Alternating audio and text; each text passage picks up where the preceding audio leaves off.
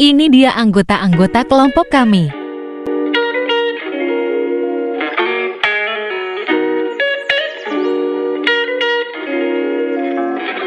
Pengertian distribusi binomial.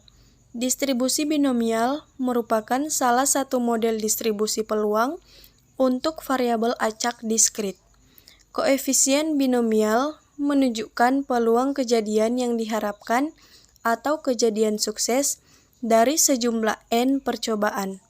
Distribusi binomial juga disebut sebagai percobaan atau proses dari Bernoulli. Ciri-ciri percobaan binomial. Yang pertama, percobaan terdiri atas n percobaan yang identik. Yang kedua, setiap percobaan hanya memiliki dua hasil yang mungkin, yaitu sukses dan gagal. Yang ketiga, peluang keberhasilan atau sukses percobaan tunggal sama dengan P, dan tetap sama untuk setiap percobaan. Yang keempat, percobaan-percobaan bersifat independen. Yang kelima, si pencoba ingin menyelidiki X, yaitu jumlah keberhasilan atau sukses yang diamati selama n percobaan. Peluang kejadian distribusi binomial.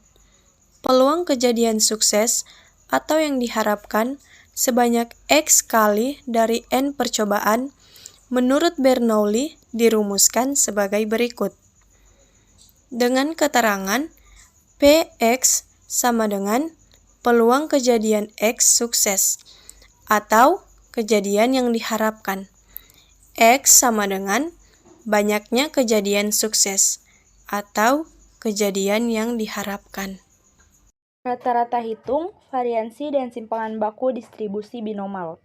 Rata-rata hitung, variansi, dan simpangan baku suatu variabel acak distribusi peluang binomal berturut-turut dapat dihitung dengan rumus-rumus berikut. Yang pertama rata-rata hitung, yang kedua variansi, yang ketiga simpangan baku. Distribusi Poisson. Distribusi Poisson sering muncul dalam literatur ekonomi dan bisnis, oleh karena banyak diterapkan dalam bidang ini, misalnya kuantitas panggilan telepon yang diterima oleh operator telepon selama suatu periode waktu pendek tertentu, jumlah klien terhadap sebuah perusahaan asuransi selama 1 minggu tertentu. Kejadian sejenis itu yaitu kejadian yang jarang diamati atau terjadi dalam suatu waktu yang singkat atau ruang atau luas yang kecil, dapat dipertimbangkan sebagai variabel acak Poisson. Ciri-ciri atau karakteristik dari percobaan Poisson. Yang pertama, banyaknya hasil percobaan yang terjadi dalam suatu selang waktu atau suatu daerah tertentu tidak bergantung pada banyaknya hasil percobaan yang terjadi pada selang waktu atau daerah lain yang terpisah. Yang kedua, peluang terjadinya satu hasil percobaan selama suatu selang yang singkat sekali atau dalam suatu daerah yang kecil sebanding dengan panjang selang waktu tersebut atau panjangnya daerah tersebut. Peluang kejadian distribusi Poisson. Peluang kejadian X sukses dalam selang waktu yang singkat atau dalam suatu daerah yang kecil dirumuskan sebagai berikut. P dalam kurung X sama dengan mu pangkat X, E pangkat min mu per X faktorial. P dalam kurung X sama dengan peluang terjadinya X kejadian sukses. X sama dengan jumlah kejadian yang diharapkan sukses. Pendekatan Poisson terhadap distribusi binomial. Dalam keadaan tertentu, sebaran Poisson dapat juga dipakai pendekatan sebaran binomial. Black 2011 menyatakan bahwa bila n lebih dari 20 dan np kurang dari 7, sebaran Poisson dapat digunakan untuk menghampiri sebaran binomial. Sementara itu, Berenson dan Levin 1996 mengemukakan suatu ukuran yang lebih tegas, yaitu sebaran Poisson dapat digunakan sebagai pendekatan sebaran binomial bila n lebih dari 20 dan p kurang dari 0,05. Sementara itu, Berenson dan Levin 1996 mengemukakan suatu ukuran yang lebih tegas, yaitu sebaran Poisson dapat digunakan sebagai pendekatan sebaran binomial bila n lebih dari 20 dan P kurang dari 0,05. Distribusi normal adalah distribusi peluang normal atau yang disingkat dengan distribusi normal saja.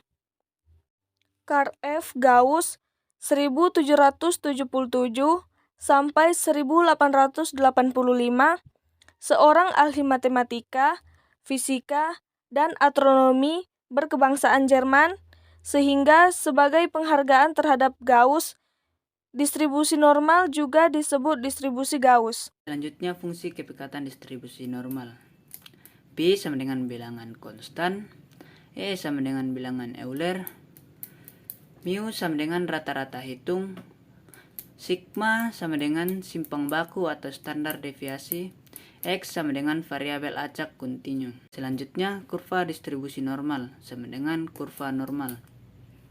Kurva dari fungsi kepekatan distribusi normal akan berbentuk genta atau lonceng gereja dan simetris terhadap rata-rata. Bentuk kurva normal sangat dipengaruhi oleh besar kecilnya rata-rata dan simpang baku. Makin kecil mu, bentuk kurva semakin runcing dan sebagian besar nilai-nilai variabel acak kontinu X. Selanjutnya ciri-ciri distribusi normal. Yang pertama, grafiknya selalu di atas sumbu X. Grafiknya merupakan garis lengkung yang halus dan bentuknya seperti genta. Yang kedua, grafiknya simetris terhadap X sama dengan mu.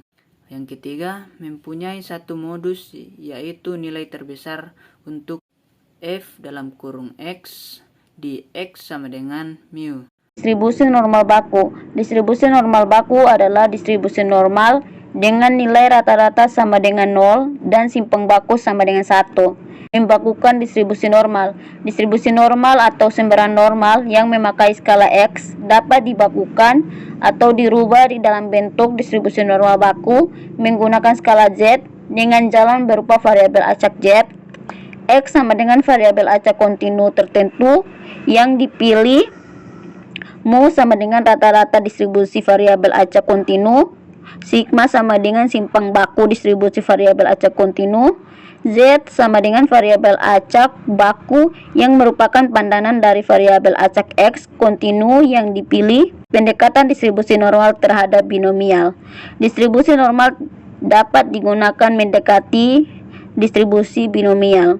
Untuk N yang cukup besar sangat beralasan distribusi normal dapat digunakan untuk mendekati binomial karena semakin besar N, maka distribusi binomial mendekati distribusi normal.